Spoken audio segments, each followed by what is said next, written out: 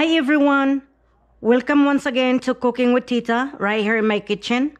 Today I would like to share my pork chop recipe, one of my baked pork chop recipe or pork chops recipe. So come on, cook with Tita, and let's go to our ingredients.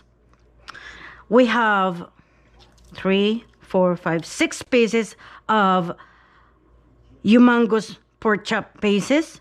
It already been washed and I tap it with paper towel, meaning you must dry your pork chop because we're going to coat this pork chop, okay? We have original pork chop bacon shake, okay? And then we will need bowl where we can put our rub. I call that rub, okay? And then you will need a baking sheets. If you don't have this, that's fine. The reason why I use this because I don't want my pork chop to get kind of mushy, you know, and the other side, and then crispy the other side. If you don't have this, that's fine. You can just lay foil into your cookie sheets for easy clean up, okay? All right, that's what I do that for. And then if you have this, just lay them like that. And then after we coat our pork chops, we're gonna lay the pork chop in here. So the oven is on 350 degrees Fahrenheit while we are preparing our ingredients, okay? So let's start. First and foremost, Italian seasoning. A little of Italian seasoning goes a long way, okay? So put 2 teaspoons because you don't have that much pork chop. So there's that. All right. Now ginger for a kick and a little spice. You know, it gives it really good spice. Not hot, but a little spice. Okay. So 1 teaspoon ground ginger. Now, if you don't have a ground ginger, or I mean powder ground ginger, you can use the fresh one, but you have to, you know, grate it. Okay.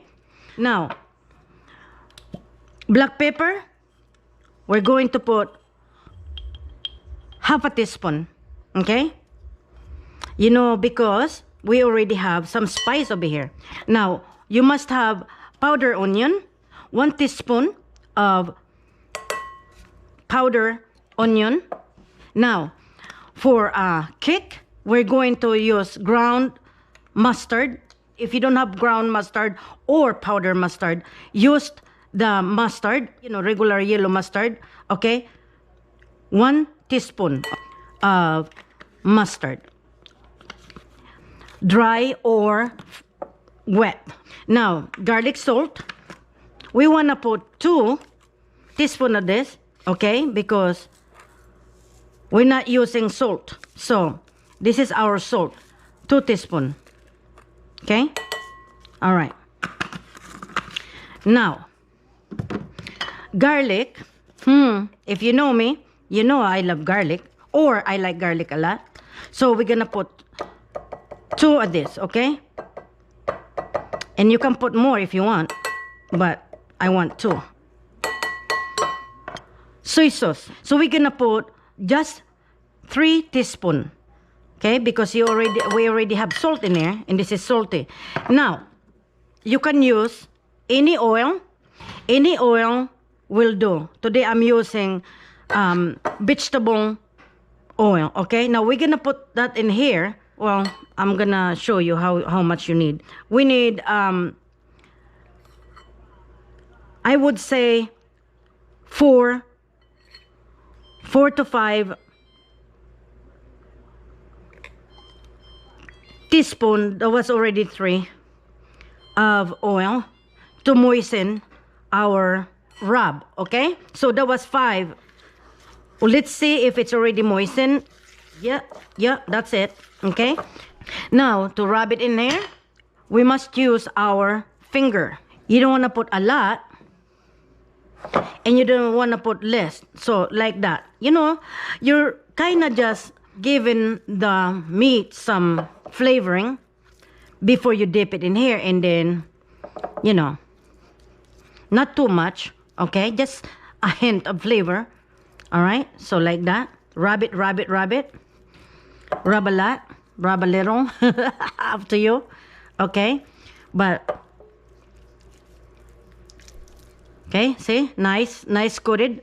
And then you put them over here. Dip it like that. Okay, dip it, dip it, dip it like that. Right? Cover all the meats, side, like that. And kind of shake it before you put them in here. Okay? You see? Now, you do the same with the others, like that, like that, like that.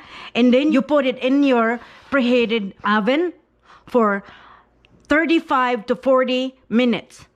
Or until it's cooked.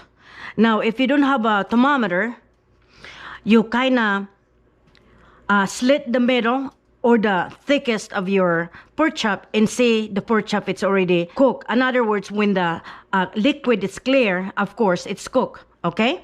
I will show you after I cooked it there for 35 to 40 minutes, and I will, show you how it looks. Okay? Okay. So 40 minutes. I added 5 minutes, and we will see if it's done. Okay, so the thickest pork chop you can find, of course, just take it in the middle, away from the bone, that is. Okay, so it says right here it's only 149.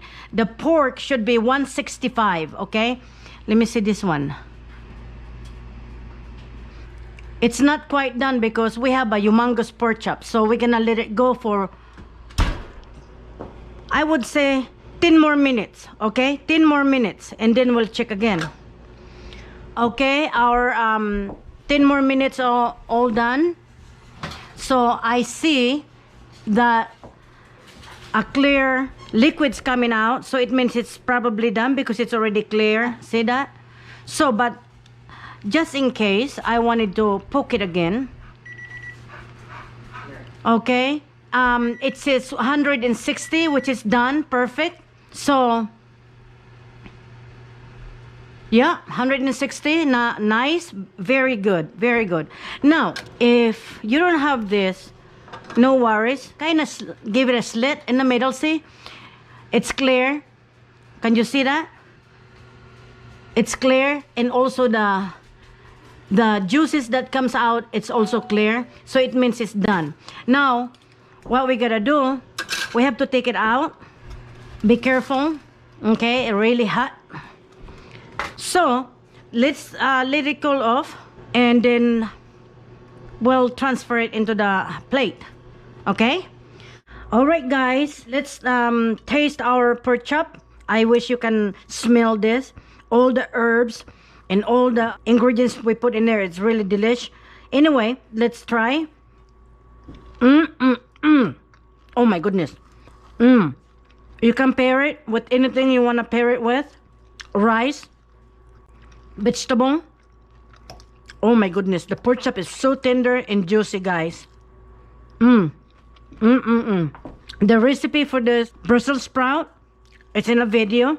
My Spanish rice, I will give it to you later. Okay? So anyway, I hope you guys like my recipe.